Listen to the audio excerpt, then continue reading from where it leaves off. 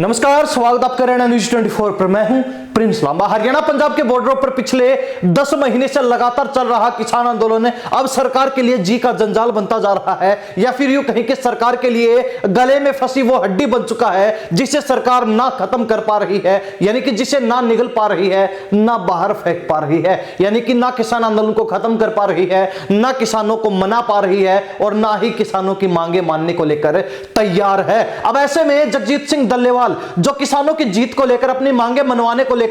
अड़े हैं और लगातार उनका आमरण अनशन जारी है, और लगातार आमरण अनशन के चलते उनकी तबीयत भी दिनों दिन बिगड़ती जा रही है। अब सरकार, जिसके लिए किसान आंदोलन पहले ही बड़ी मुश्किल, बड़ी चुनौती बना हुआ था, अब सुप्रीम कोर्ट के एंट्री के बाद किसान आंदोलन और भी चुनौतीपूर्ण सरकार के लिए हो चुका है। यानी कि सुप्रीम कोर्ट के अंदर भी जिसका सहारा लेकर सरकार लगातार किसानों से बचती हुई नजर आ रही थी, लेकिन सुप्रीम कोर्ट के माध्यम से ही अब किसानों ने भी सरकार को उलझाने का, फंसाने का काम कर दिया है। सुप्रीम कोर्ट के अंदर सुनवाई हुई, जिसमें सुप्रीम कोर्ट ने केंद्र सरकार के साथ साथ इस बार पंजाब सरकार को भी जमकर धो डाला। यानी कि पंजाब सरकार से स्पष्ट तौर पर जवाब मांगा गया था कि पंजाब सरकार की तरफ से किसान आंदोलन खत्म करने को लेकर क्या कुछ प्रयास हुए हैं। इसके विपरीत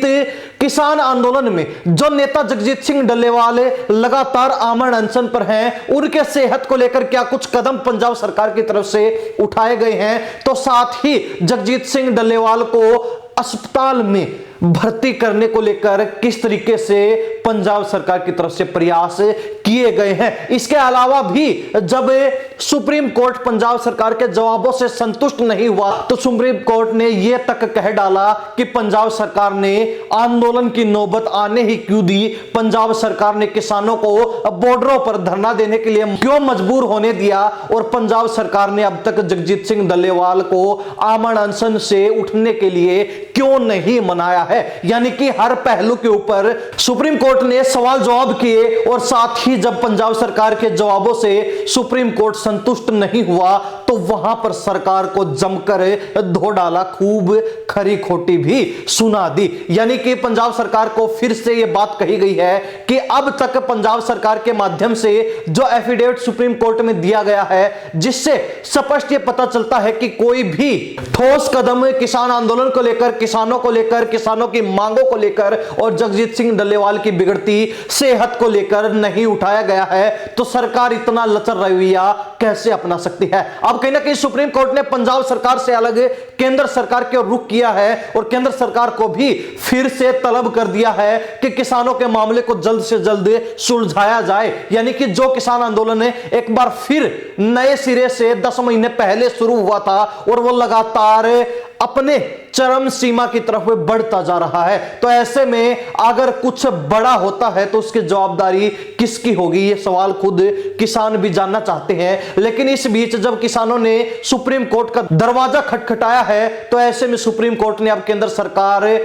को यह स्पष्ट कर दिया है कि किसानों की जो मांगे हैं उनको सुना जाए, जो मांगे पूरी की जा सकती है उनको पूरा किया जाए, मांगों पर जो है अमल किया जाए, और किसानों को धरना खत्म करने के लिए मनाया जाए। जो किसान लगातार सरकार से नाराज हैं, रुष्ट चल रहे हैं, उन किसानों को मनाने का काम केंद्र सरकार करे, किसानों से वार्तालाप केंद्र सरकार करे, किसानों से जो है बातचीत के माध्यम से समाधान का रास्ता केंद्र सरकार निकाले, जिसको लेकर सुप्रीम कोर्ट के अंदर लगातार सुनवाई इस मामले की चल रही है, प्रक्रिया लगातार चल रही है। अब देखने वाली बात रहेगी कि जो किसान आंदोलन है, हरियाणा सरकार ही नहीं बल्कि भाजपा सरकार के लिए जी का जंजाल बना हुआ है, एक बड़ी चुनौती, बड़ी मुसीबत बना हुआ है। अब उसी किसान आंदोलन ने जब से सुप्रीम कोर्ट का रुख किया है, तभी से सरकार की मुश्किलें और भी बढ़ चुकी हैं, सरकार और भी अधिक इस मामले में फंसती जा रही है, सरकार के लिए किसान आंदोलन और भी पेचीदा होता जा रहा है।